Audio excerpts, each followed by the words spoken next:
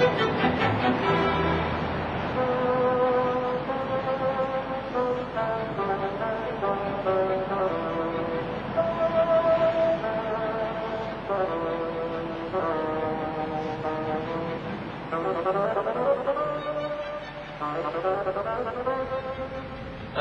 my name's Kasey Seeley.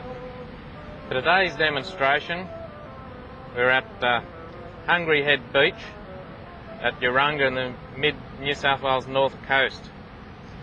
It's quite a nice, bright, warm, sunny winter's morning, and I'm going to demonstrate a seascape today. It's quite a nice little composition here with the banksia trees creating a nice cradling foreground effect and looking down onto the beach and away into the shapes.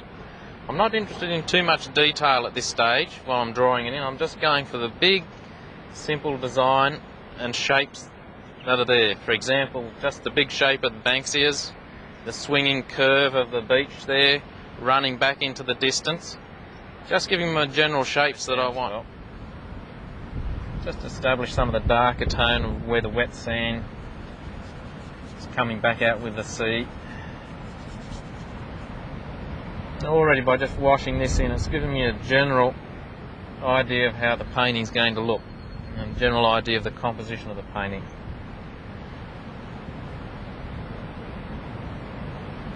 Now that I've done that, I'll be mixing it. And there's lovely little cloud shadows in there. Right on the tops of the headland, I'll paint them in so I establish a little bit of my highlight colour that I'm after.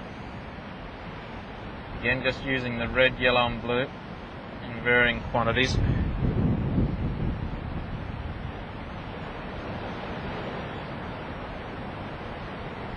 Scrape over it a little bit.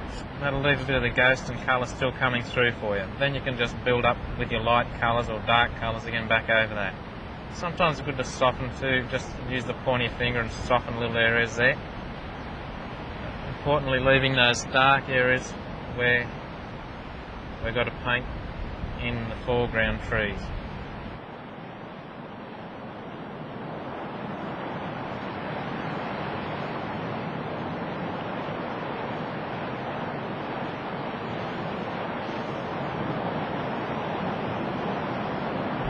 Now the next stage of the painting is to place the sea in at the base of the headlands. Now an important thing to remember when painting seascapes is to always try and keep your horizontal lines very straight. If they start to bend, it looks as though the sea's running out of your picture or the headlands are up and down. So it's most important to keep nice straight lines. Now the mixture of colours in the sea are virtually going to be the sky, because the sky is just reflecting into the sea, and that's going to be the sea's going to be a darker tone. Don't paint the wind in. The sea's going to be a darker tone than what the sky is, so it's virtually painting those mixtures and translating the sky down into your sea, but important keeping all your lines straight. Just mixing the colours up for the sea now. White, plenty of white, ultramarine blue, and just a little bit of the phthalo green in there, just to get that some of that limey green colour that seas get. Also, a little bit of the archival crimson there, just to grey it down a little bit. I'll just place some of that on the painting.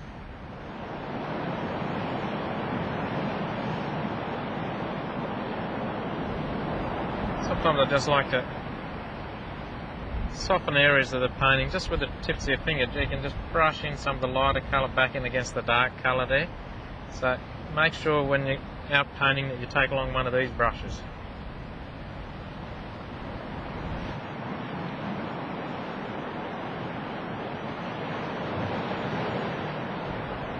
Right at the very final stages of the painting now, I'm bringing out this fine rigger brush, and I'm just going to suggest a few limbs and branches breaking in through the banksia there, just to tie some of the foliage together.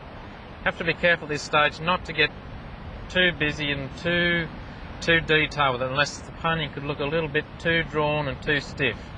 You want to keep some nice soft edges and not too much fiddly work in there.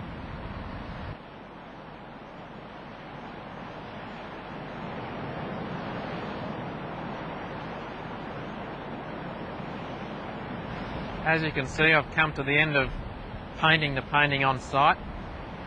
I'll take it back to the studio and I'll have a look at it back there just to isolate it from the subject itself and just look at the painting as an identity of its own. Just a little revision and a few tips for you when you're outdoor painting. Wear some dark clothing. I like to wear a blackish sort of pullover, a blackish jumper, so you don't get any reflected light hitting back up into your painting. Black sort of absorbs the light and you won't get any reflected light to disturb your tones or colours that you're trying to match. Another tip is face your canvas, your painting, into the light so you're not getting any sunlight showing on your board, because that will wash all your tones out, and you'll find when you bring the painting back inside that it'll all be dark and heavy. And just a little compositional thing, you might notice how I've kept the eye wandering through the painting here. Design the painting, try and use everything that you can outside around you and blend it in with the composition. As you can sort of see, I've used the Banksia bush there to point you into the painting. Use the wet sand to take the eye, wander it through the painting.